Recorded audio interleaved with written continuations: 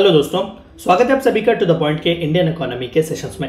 हमने पिछले चैप्टर में प्लानिंग इन इंडिया के बारे में बात किया हुआ था और हमने देखा कि 1934 में मोक्षकुंडम विश्वेश्वरैया जी ने सबसे पहली बार एक प्लान्ड इकोनॉमी का प्रपोजल दिया हुआ था और हमने इसी तरीके से देखा कि 1938 में भी नेशनल प्लानिंग कमीशन की बात की गई थी एंड फाइनली 1950 में जो है 15 मार्च हमने नेशनल प्लानिंग कमीशन को जो है अनाउंस किया गया था, यानी कि प्लानिंग कमीशन बनाया हुआ था।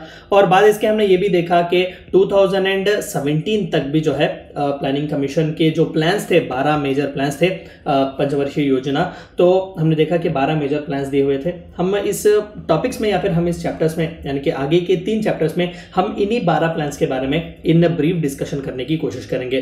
तो आज के इस चैप्टर में हम 5 ईयर प्लान्स के बारे में, जो कि पहले 4 5 ईयर प्लान्स थे जो कि ज्यादातर 1950s और 60s में थे जब प्राइम मिनिस्टर नेहरू जी थे और बाद उनके शास्त्री जी जो थे वो प्राइम मिनिस्टर बने और शास्त्री जी के बाद जो थे प्राइम मिनिस्टर जी इंदिरा गांधी जी बने। तो पहले जो 4 इंपॉर्टेंट प्लान्स थे हम उसके बारे में ब्रीफली डिस्कस करने की कोशिश करेंगे। तो आइए आज का चैप्टर शुरू करते हैं। तो सबसे पहला पंचवर्षीय योजना जो था वो 1951 से 1956 के लिए दिया गया था, यानी कि 5 साल में हमें बताए गए थे कि टारगेट्स क्या थे, ऑब्जेक्ट क्या थे और उन्हें किस तरीके से रीच होना है। तो आइए देखते हैं कि उसके ऑब्जेक्टिव्स क्या थे, यानी कि फर्स्ट 5 ईयर प्लान के।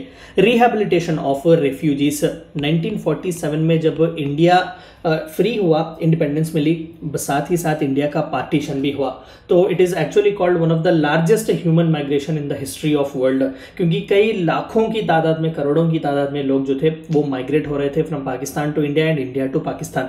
तो जाहिर सी बात थी कि इंडिया के पास जो सबसे इंपॉर्टेंट गोल जो था वो यही था कि रिफ्यूजीज का रिहैबिलिटेशन किस तरीके से हो, जो कि ईस्ट पाकिस्तान आज का बांग्लादेश है, वेस्ट पाकिस्तान जो कि आज का पाकिस्तान है, वहां से जितने भी लोग आए हुए थे उन्हें किस तरीके से हम रिहैबिलिटेट कर सकते हैं, ये सबसे बड़ा उनका ऑब्जेक्टिव था। Rapid agricultural development to achieve food self sufficiency in the shortest time possible. India भले ही अग्रेरियन इकोनॉमी क्यों ना हो, इवन तब भी इंडियन एग्रीकल्चरल इकोनॉमी ही था, लेकिन सेल्फ सफिशिएंसी नहीं थी। हम यूनाइटेड स्टेट्स से जो है हमारे फूड ग्रेन्स इंपोर्ट करते थे। तो जैसे कि मैंने कहा कि फर्स्ट 5 ईयर प्लान ज्यादातर एग्रीकल्चर पर ही डिपेंडेंट था, एग्रीकल्चर का रैपिड डेवलपमेंट ही इसका गोल था। तो रैपिड एग्रीकल्चरल डेवलपमेंट जो था फूड सफिशिएंसी के लिए वो बहुत ही जरूरी था, तो ये ऑब्जेक्टिव था हमारे फर्स्ट 5 ईयर प्लान का। कंट्रोल ऑफ इन्फ्लेशन, इन्फ्लेशन भी बहुत अच्छा था उस जमाने में। ऑफ कोर्स पार्टीशन वगैरह हो रहा था, इंडियन रुपी जो था वो नया नया आया हुआ था इस डोमेन में, यानी कि ब्रिटिश राज के अंडर नहीं था, अब इंडिया की नई सरकार सॉवरेन स्टेट थी, तो उस तरीके से जो है इन्फ्लेशन रेट्स भी जो है वो बहुत ज्यादा थे, तो उसे कंट्रोल करना भी एक ऑब्जेक्टिव था। तो ये 3 ब्रॉड और मेजर ऑब्जेक्टिव्स दिए गए थे फर्स्ट 5 ईयर प्लान में। तो पहले पंचवर्षीय योजना 1956 में जब हमने इसका असेसमेंट किया तो क्या रिजल्ट्स आए हुए थे, यानी कि क्या कंक्लूजन मिलेगा हमें इस फर्स्ट 5 ईयर प्लान के बाद। टारगेट्स एंड ऑब्जेक्टिव्स वर मोर और लेस अचीव्ड, जाहिर सी बात है रिहैबिलिटेशन हुआ था रेफ्यूजीज का अच्छी तरीके से। बाय 1956 पूरा जो था वो सेटलमेंट हो चुका था एंड एग्रीकल्चर पर भी बहुत अच्छा हमने प्रेशर दिया हुआ था। एग्रीकल्चर को भी जो अच्छी तरीके से पुश देकर जो है सेल्फ सफिशिएंसी भले ही ना मिली हो, लेकिन ज्यादातर एग्रीकल्चर जो है हमने ज्यादातर प्रोमिनेंस एग्रीकल्चर को दिया हुआ था। There was an active role of the states in all economic sectors, हर जगह जैसे कि मैंने कहा कि वरिष्ठ वॉचर्स से लेकर बड़े बड़े जो हेवी मिशनरीज थे वो सभी भारतीय सरकार बना रही थी, मोनोपोली मिल रहा था उसे, तो हर इकोनॉमिक सेक्टर में स्टेट था, यानी कि गवर्नमेंट थी वहां पर। 5 Indian Institute of Technologies were started as major technical institutions. आप देख सकते हैं जो IITs आज हम कहते हैं as the building blocks of India, तो ये IITs भी जो थे वो इसी टाइम फ्रेम में रखे गए थे। तो टारगेट्स मोर और लेस जो थे वो अचीव किए गए थे। First 5 year plan was actually a little bit of success. Second 5 year plan जो था वो 1956 से लेकर 1961 तक था, बहुत ही क्रूशियल था क्योंकि इंडस्ट्रियलाइजेशन का फेज यही से शुरू होता है। PC महलनोबिस साहब के बारे में आपने ऑलरेडी पढ़ा हुआ है, नेहरू महलनोबिस मॉडल जो था वो यही से हमें देखने को मिलता है। तो ऑब्जेक्टिव क्या था, the Nehru Mahalanobis model of rapid industrialisation was adopted. Rapid industrialisation with particular emphasis on development of basic and heavy industries, यानी कि गुड्स बनाने के लिए फर्दर जो गुड्स की जरूरत है उन गुड्स को प्रोड्यूस करने के लिए जो चाहिए वो इंडस्ट्रियलाइजेशन, यानी कि बेसिक इंडस्ट्रियलाइजेशन, हेवी इंडस्ट्रीज जो है ज्यादातर हम बनाएं, तो रैपिड इंडस्ट्रियलाइजेशन का मॉडल हमने ऑलरेडी देखा हुआ है, ये जो था वो इंपॉर्टेंट ऑब्जेक्टिव था।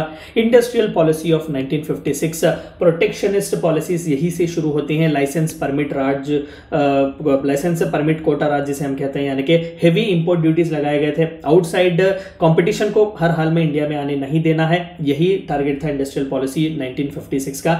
One of the best policies इसे माना जाता है अपार्ट फ्रॉम 1991 इकोनॉमिक रिफॉर्म्स, जिसके बारे में हम आगे के चैप्टर्स में पढ़ेंगे। And accepted the establishment of a socialist pattern of society as the goal of economic policy. भले ही इंडस्ट्रियलाइजेशन क्यों ना हो, लेकिन यहाँ पर प्राइवेट नहीं पब्लिक इंडस्ट्रियलाइजेशन है, तो सोशलिस्ट पैटर्न ऑफ सोसाइटी को एक्सेप्ट किया गया था। ये इनके इंपॉर्टेंट ऑब्जेक्टिव्स थे जो कि सेकेंड 5 ईयर प्लान था। इसका असेसमेंट क्या है, इसके रिजल्ट्स कुछ थे, किस तरीके से थे। It could not be implemented fully due to shortage of foreign exchange. आपने फॉरेन कंपटीशन को रोका हुआ है, तो फॉरेन एक्सचेंज कहां से मिलेगा? बाहरी जो कंपटीशन है वो ज्यादातर लेन देन पर ही डिपेंड करता है, तो फॉरेन एक्सचेंज का जो था वो शॉर्टेज हमारे पास था। Targets had to be point, यानी कि टारगेट्स को कट किए गए थे वांटेडली, क्योंकि बहुत ही शॉर्टेज हमें वहां पर महसूस हो रही थी। एक hydroelectric power projects and 5 steel mills at Bhilai, Durgapur and Rourkela were establish. ये सभी हैवी इंडस्ट्रीज हैं, दुर्गापुर, रौरकेला वगैरह, भिलाई स्टील इंडस्ट्रीज वगैरह, ये सभी जो थे इसी सेकेंड 5 ईयर प्लान का ही रिजल्ट थे। टारगेट्स भले ही कट क्यों ना हो, लेकिन इंपॉर्टेंट आज जो इंडस्ट्रियलाइज्ड हम एरियाज देखते हैं, दुर्गापुर वगैरह, ये सभी जो थे उसी टाइम फ्रेम में एस्टैब्लिश किए गए थे। थर्ड 5 ईयर प्लान जो कि 1961 से 1966 तक था, तो इसका ऑब्जेक्टिव क्या था? थर्ड 5 ईयर प्लान का ऑब्जेक्टिव जो था वो establishment of a self reliant and self generating economy, self sufficiency की ओर हम आगे बढ़े। ये जो था टारगेट था थर्ड 5 ईयर प्लान का। किसी भी तरीके से अग्रेरियन हो, इंडस्ट्रियलाइज्ड हो, किसी भी तरीके से चाहिए कि हम सेल्फ रिलायंट हो जाए, सेल्फ जनरेटिंग इकोनॉमी बन जाए। तो इसका असेसमेंट क्या है? फेल्यूर, ये बहुत ही बड़ा अट्टर फेल्यूर था because of war and droughts. 1962 Indo China war बहुत बुरी तरीके से इंडिया पर इफेक्ट हो रहा था, एंड अगेन 1965 इंडो पाक वॉर भी चल रहा था। तो पूरा ये जो टाइम फ्रेम था पूरा वॉर्स था, एंड पूरे कंट्री भर में भी ड्रॉट्स थे। एंड अगेन 1964 में आप सभी जानते हैं पंडित नेहरू जी का निधन हो चुका था। तो अब हमें उस तरीके का एक पर्सनालिटी, उस तरीके की केबल लीडरशिप देखने को जो थी नहीं मिल रही थी। तो जाहिर सी बात है कि थर्ड 5 ईयर प्लान को जो है ज्यादातर इकोनॉमिस्ट वो एज अ फेल्यूर असेस करते हैं। At panchayat elections were started, यही वो टाइम फ्रेम था जब बलवंत राय मेहता कमेटी, ये सभी जो थे वो एक्टिव हो रहे थे। तो पंचायत राज के इलेक्शंस भी जो थे वो चलवा रहे थे। State electricity boards and state secondary education boards were form, यानी कि थोड़ा बहुत डेवलपमेंटल काम जो थे वो हुए थे। एंड शास्त्री जी का टाइम फ्रेम यहीं से शुरू होता है। 1964 पंडित नेहरू जी के निधन के बाद जो थे शास्त्री जी आए हुए थे, जय जवान जय किसान का उन्होंने नारा दिया हुआ था, वो भी इसी टाइम फ्रेम का है। And finally plan holidays announce किए गए थे, क्योंकि ऑफ कोर्स वॉर्स वगैरह ऑलरेडी चल रहे थे, इकोनॉमी बहुत बुरी तरीके से जा रही थी, ड्रॉट्स आ रहे थे। तो जाहिर सी बात थी कि हम 5 ईयर प्लान जो थे वो अब अनाउंस नहीं कर सकते थे। तो ईयरली प्लान हमने जो थे, एनुअल प्लान जिसे हम कहते हैं, यानी कि हर साल के लिए एक शॉर्ट प्लान देना। तो 1966 से लेकर 1969 तक हमने ईयरली प्लान जो थे अनाउंस किए हुए थे, जिन्हें प्लान हॉलीडेज भी कहा गया था। इनके ऑब्जेक्टिव्स क्या थे? Overall crisis in agriculture and serious food shortage required attention. सबसे ज्यादा प्रॉब्लम वहां पर ड्रॉट का ही था। बंगाल, महाराष्ट्र, साउथ इंडिया में कई जगहों पर ड्रॉट थी, फेमाइन था, कई लोग मर रहे थे, भूखमरी से एग्रीकल्चर अच्छी खासी प्रोडक्टिविटी नहीं दे रहा था। तो ये सभी प्रॉब्लम्स थे वहां पर। एंड अगेन शास्त्री जी का भी निधन होता है, and again we see Indira Gandhi ji coming on the power in 1968। तो जाहिर सी बात थी कि ये भी एक ट्रांजिशन जोन ही माना जाएगा। असेसमेंट क्या था इन एनुअल प्लान्स का? New agricultural strategy was implemented. जय जवान जय किसान का जो नारा था वो अगेन शास्त्री जी का ही दिया हुआ था। तो एक नई स्ट्रेटजी रखी गई थी एग्रीकल्चर के लिए, और खासकर 1969-68 अगर आप टाइम फ्रेम देखें तो ग्रीन रेवोल्यूशन का बर्थ भी यहीं पर होता है। Command area development, hill area developmental programmes, इस तरीके से कई इंपॉर्टेंट ग्रीन रेवोल्यूशन को लाने के लिए जो है कोशिशें की जा रही थी इस टाइम फ्रेम में, वो यही न्यू एग्रीकल्चरल स्ट्रेटजी के तहत किया गया था। It involve the distribution of high yielding variety of seeds, extensive use of fertilisers, exploitation of irrigation potential and soil conservation methods. ये सभी ग्रीन रेवोल्यूशन का ही एक हिस्सा थे। इंडिया में जो ग्रीन रेवोल्यूशन लाया गया था, फोर्ड एक एनजीओ था, इंटरनेशनल एनजीओ, तो उसकी मदद से जो थे हाई यील्डिंग वैरायटी सीड्स वगैरह, ये सभी कॉन्सेप्ट जो थे हम आगे के चैप्टर्स में पढ़ेंगे, इन सभी को जो है वहां पर लाया गया था। तो प्लान हॉलीडेज ऐसा नहीं था कि ग्रैंड सक्सेस हम कहेंगे, लेकिन फिर भी they were successful at a good extent के एक नई एग्रीकल्चरल स्ट्रेटजी हमें देखने को मिली जो फर्दर जाकर इसी एग्रीकल्चर को बूस्ट करेगी।